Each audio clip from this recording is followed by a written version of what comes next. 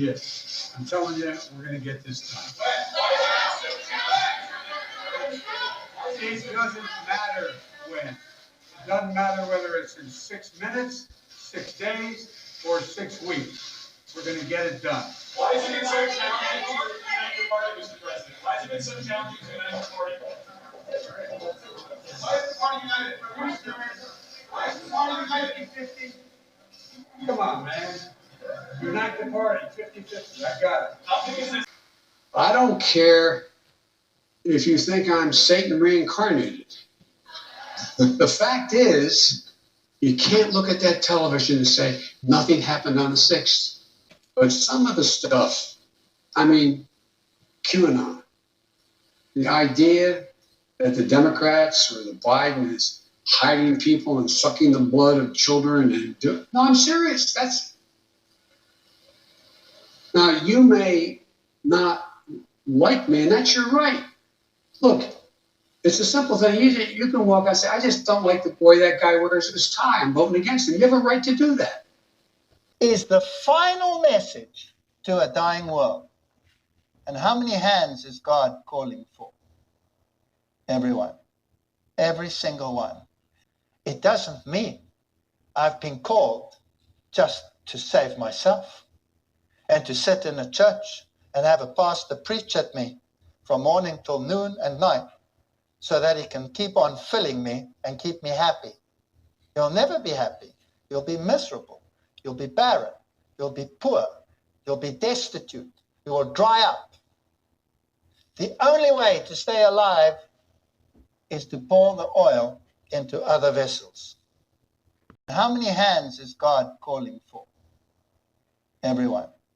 Every single one of the dark trinity to come to America, since the Holy Spirit has been turned away, since they've turned God out of school, since they've kicked prayer out of school, and my dear friend, taken the word away from most of the people in this country. The first spirit that comes back is the spirit of Baal or Baal. That is the spirit of the possessor. It is the possessor. And the possessor simply is the one who comes first of all to take away all that is good. In other words, to create a vacuum. That's what Baal does. And so in the 60s, when they began to kick God out of the schools, out of the marketplace, out of the public square, when they did all of that, then they opened the door. By doing that, for a spirit that would replace the Almighty will not stay where he's not wanted. As they did not like to retain God in their knowledge, God gave them over to a reprobate mind. And so therefore the possessor comes and he begins to take possession because the door has been opened and God was driven from the schools, the culture, the public square, the universities, corporate America, and on and on and on and on. All freedom of speech is gone when that happens from this country. Right now, the marketplace, the school systems, everything else out there, you know as well as I do, you have no freedom of speech. There are places out there that if you voice your opinion, you're finished at that moment. There is no debate in the colleges. It is their way or no way. If you don't believe that I'm correct in this, just go check it out. So like a cancer, it has eaten into that freedom of speech. And my dear friend, if you don't have freedom of speech, then nothing the rest of it matters. And so out goes God, and when he goes out, what comes in his place? Baal. And so Baal has entered in to destroy everything and turn it upside down that America had ever believed and loved. And so then what happens? Well, you love everybody but don't want to be around them because they say hurtful things and mistreat you. I concur with that. It's very difficult. Well, that's why you have to keep forgiving, and some days I do that daily. After taking another lump, I have to deal with my anger and frustration at experiencing this all the time, then work towards understanding and ultimately having compassion for that person. What I believe this is transmutation of primarily their negativity. You have nothing to prove to anyone just because you are a woman, or because of your skin color, or because of your religious affiliation, or because of any reason at all. You have nothing to prove to others, and those who demand it are trying to fool you into a belief that you are less than they are. Why as an empathy do we feel so much pain dealing with others, but we love them so much anyway? It is because empaths are the most unity-conscious people on planet Earth. They tend to be of higher consciousness, and this is the reason they are empathic. When you are of higher consciousness, you are in a position to be able to transmute the negative energies of others. And this is exactly what is happening when you interact with them and you get hurt. You take on their negative energy, and then in going through the process of being angry, trying to understand them, and then forgiving them, you are in fact transmuting their negativity. I have a violet ray personality, so that's the part of me that holds me back. Staying angry at people is the worst thing you can do. Seek out understanding and compassion. All people on earth now deserve compassion for what they are undergoing, because your intellect doesn't know and it's highly manipulated anyway. You have a false idea of who you really are. That's incredible. But they've stolen even that from you. Oh yes, as far as this process of forgiving people who hurt you, or try to control you goes, it sucks, but remember it's for the greater good. Try to find understanding and compassion as quickly as possible, and then you won't suffer as much through it. Attaining spirituality is a question of keeping your vibe high always, but on earth becoming spiritual is a question of being able to deal with your positivity and your negativity well. I believe I still have an adrenal problem, but I seem to have enough energy right now despite it being a cold, dark winter already. If you do not get angry at anything upon your planet now, you are fortunate, however most people do. We find that your idea of what being spiritual is also the opinion of perfectionists. It is a perfectionistic, all or nothing, black or white definition that requires looking at.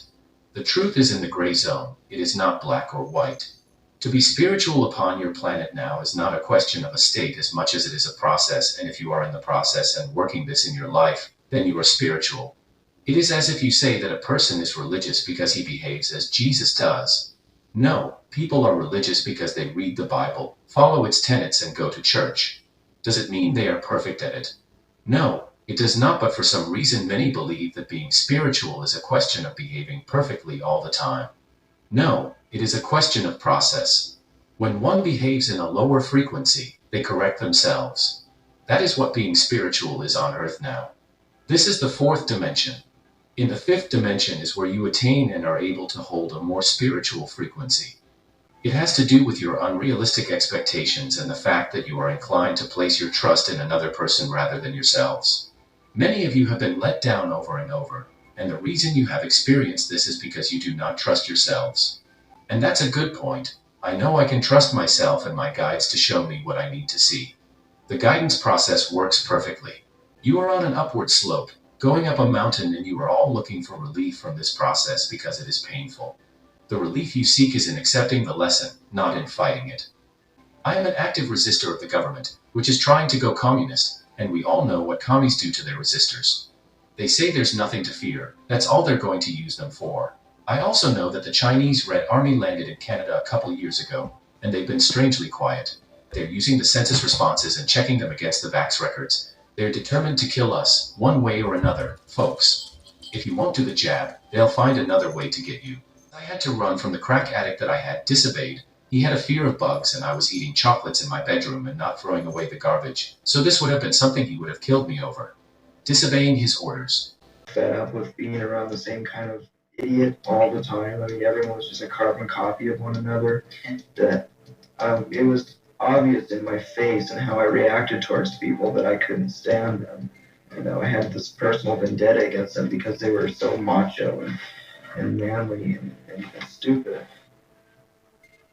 I started to be aware of this, that people were noticing that I had this hatred towards a lot of people, and it was pretty much the general consensus with everyone that knew me that I couldn't stand them.